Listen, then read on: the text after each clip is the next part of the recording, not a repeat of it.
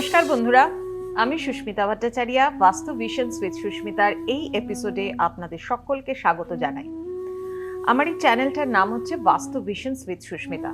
এই চ্যানেলে আপনারা কিন্তু অ্যাস্ট্রোলজি, বাস্তু, নিউমেরোলজি নিয়ে ডিটেলস ইনফরমেশন পান এবং আপনাদের দেওয়া কথা মতোই কিন্তু আজকেও চলে এসেছি আমি আপনাদের কাছে হরোস্কোপ নিয়ে আলোচনা করতে। অর্থাৎ চন্দ্র রাশি হিসাবে জোডিয়াক সাইন অর্থাৎ একেবারে 12টা রাশি, মেষ থেকে মীন, এরিস থেকে পিসেস, প্রত্যেক রাশির জাতক জাতিকার আগামী এই 16 মে থেকে 31 মে কেমন যেতে পারে সেটা নিয়ে কিছু আলোচনা আপনাদের সাথে কিন্তু আজকে করব। তো ঠিক সেই রকম কথা মতোই কিন্তু শুরু করা যাক মেষ রাশি থেকে। যারা মেষ রাশির জাতক জাতিকা রয়েছে তারা কিন্তু একটু মন দিয়ে কিন্তু শুনে নিন।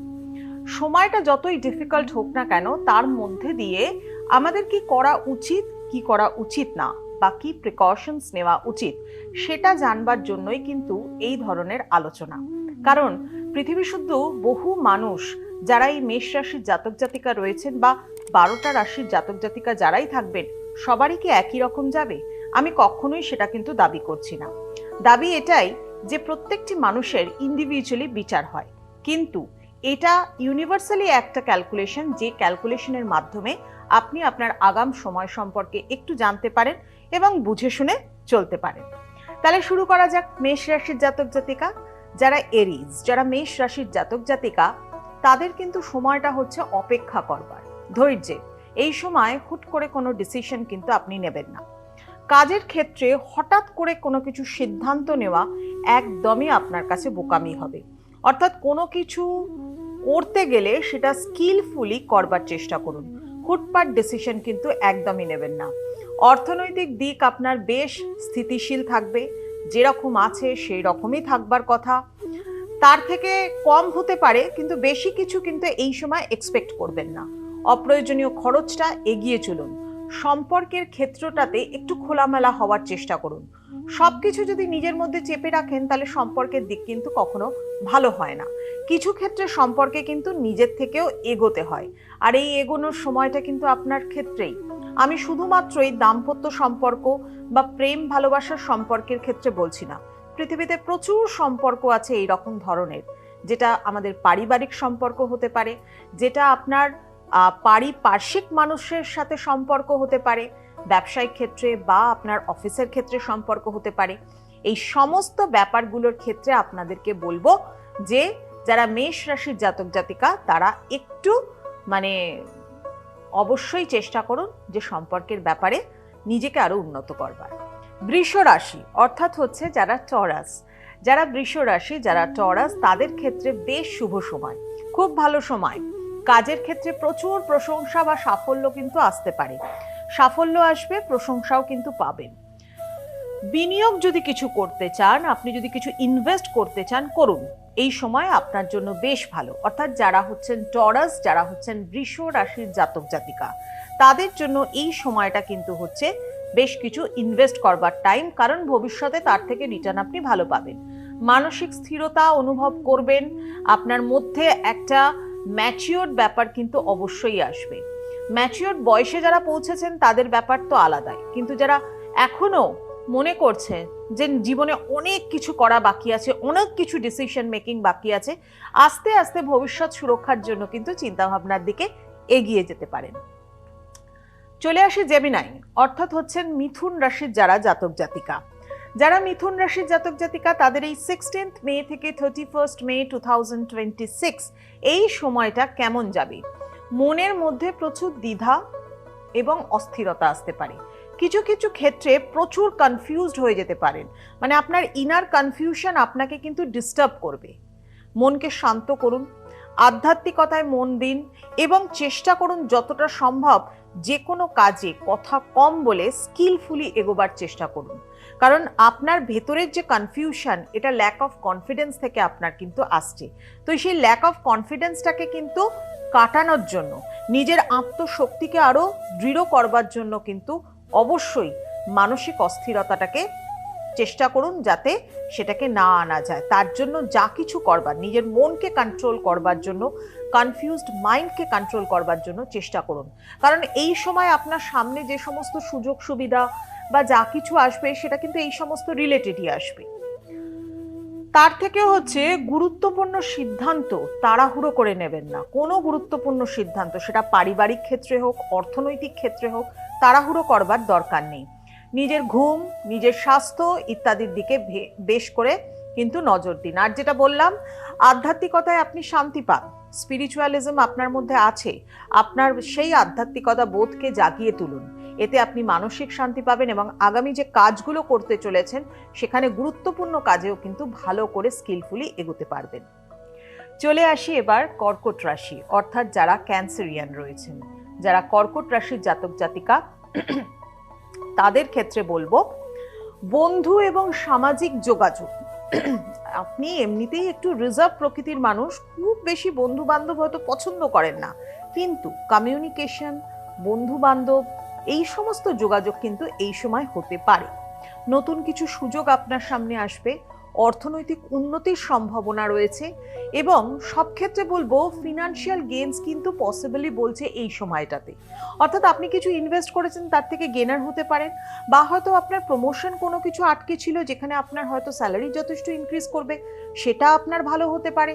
জীবনে কিছু আপগ্রেডেশন আপনি আশা করতেই পারেন এই সময়টাতে, যারা কর্কট রাশির জাতক জাতিকা রয়েছেন, যারা ক্যান্সারিয়ান রয়েছেন।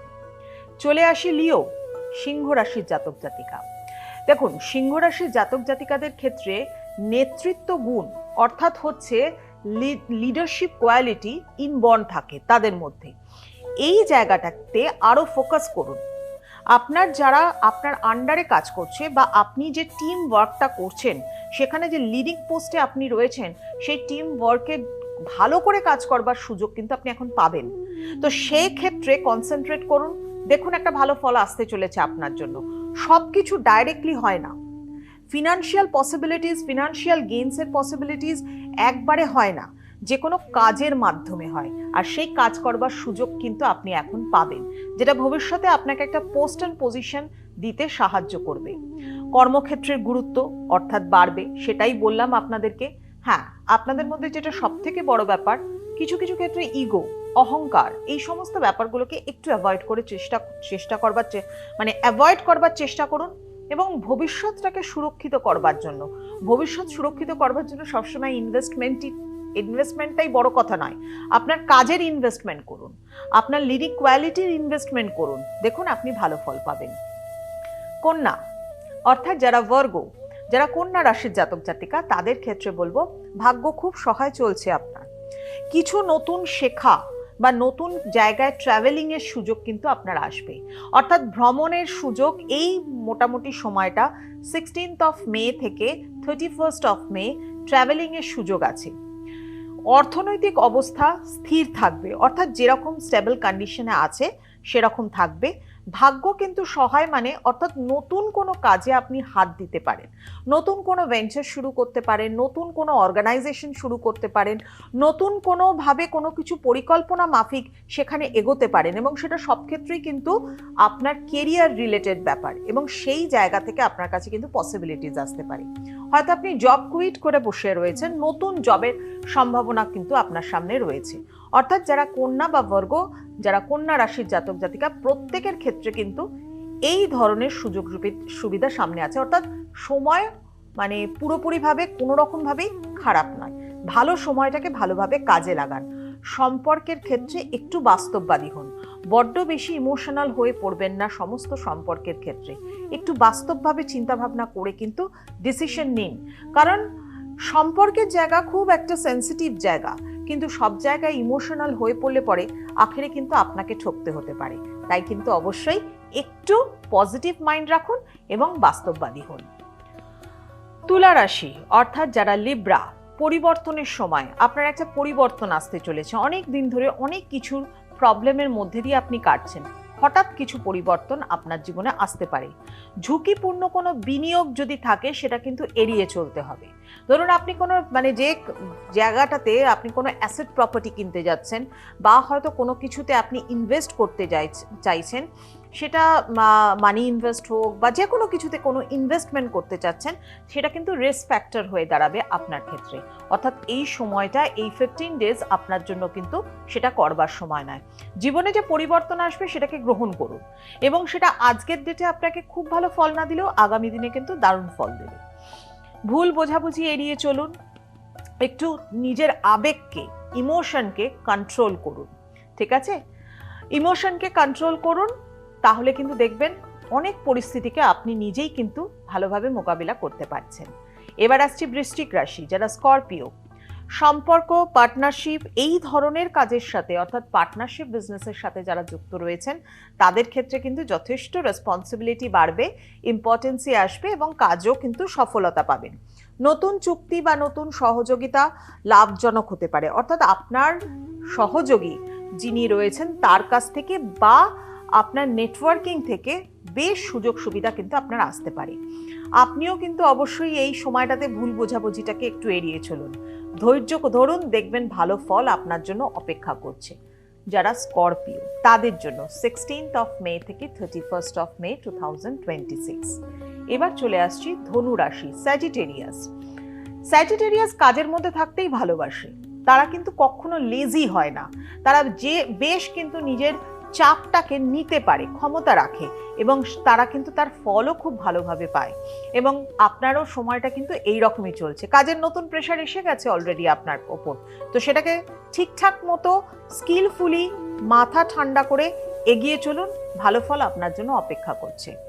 স্বাস্থ্য, দৈনন্দিন রুটিন, অর্থাৎ আপনার প্রত্যেক দিনের রুটিনে ফোকাস করুন, হেলথ ঠিক রাখতে হবে, অতিরিক্ত স্ট্রেস, অতিরিক্ত চাপ এড়িয়ে চলুন। আপনি চাপ নিতে ভালোবাসেন, আপনি করতে পারেন, আপনার ডেডিকেশন লেভেল দুর্ধর্ষ, কিন্তু রাত্রে মাত্র 4 ঘন্টা ঘুমালে কি হবে? হবে না তো। কাজ করবার সাথে সাথে হেলথটাকেও ঠিক রাখতে হবে, যাতে আগামী দিনে ভালো কাজ করতে পারে। চলে আসি মকর রাশি। যারা মকর রাশির জাতক জাতিকা, তাদের না লাভ, অ্যাফেয়ার্স, এই সমস্ত সময় বড্ড বেশি ইমোশনাল হয়ে আছেন, ভীষণ আপনার মনের সেন্সিটিভ জায়গাগুলো বড্ড নাড়াচাড়া করছে কয়েকটা দিন ধরে। মকর রাশির যারা জাতক জাতিকা রয়েছেন, যারা ক্যাপ্রিকন, ভালো সময়, নিজের পছন্দ মতো কাজে মন দিন, নিজের পছন্দের মানুষকে হয়তো কাছাকাছি পেতে পারেন এই সময়। শিক্ষার্থীদের জন্য ভালো সময় বলবো, অতিরিক্ত আয়ের সম্ভাবনাও কিন্তু এই সময় আছে।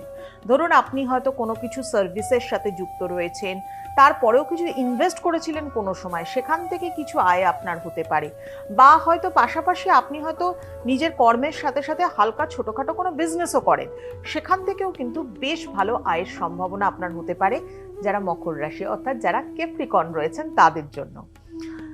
নেক্সট চলে আসছি কুম্ভ। কুম্ভ রাশির জাতক জাতিকা যারা রয়েছেন, তারা পারিবারিক কিছু ঝামেলার মধ্যে পড়ে আছেন, বা এখনো হয়তো নতুন করেও পড়তে পারেন এই সময়টাতে। যারা অলরেডি পারিবারিক ঝামেলার মধ্যে পড়ে রয়েছেন, আপনারা কিন্তু এক্সপেকটেশন রাখবেন না, খুব তাড়াতাড়ি সেটা কিন্তু কেটে যাবে, এখন সেটা চলতে থাকবে। সম্পত্তি নিয়ে ভাবনা, সম্পত্তি না থাকলেও মুশকিল, থাকলেও মুশকিল, এবার যেটা রয়েছে সেটাকে টিকিয়ে রাখার জন্য আপ্রাণ চেষ্টা করছেন, বা আপনার যেটা ভাগ, আপনার যেটা অধিকার, সেটাকে মানে আপনি ডিজার্ভ করেন সেটা পাওয়ার, বাট পাচ্ছেন না, তার জন্য অনেক কিছু পদক্ষেপ আপনাকে নিতে হয়েছে। সেই ব্যাপারে যথেষ্ট গোলযোগ, যথেষ্ট ঝামেলার মধ্যে দিয়ে কিন্তু আপনাকে যেতে হবে। তবে হ্যাঁ, আপনার নিজের পরিবার আপনাকে কিন্তু অবশ্যই সমর্থন করবে, আপনি তাদের সাপোর্টেই কিন্তু ভালো মতো এগিয়ে যেতে পারেন। অর্থাৎ ভালো করে কনসেন্ট্রেট করতে পারছেন না নিজের কাজে, কারণ এই ধরনের অতিরিক্ত ঝামেলায় আপনি জড়িয়ে রয়েছেন অলরেডি।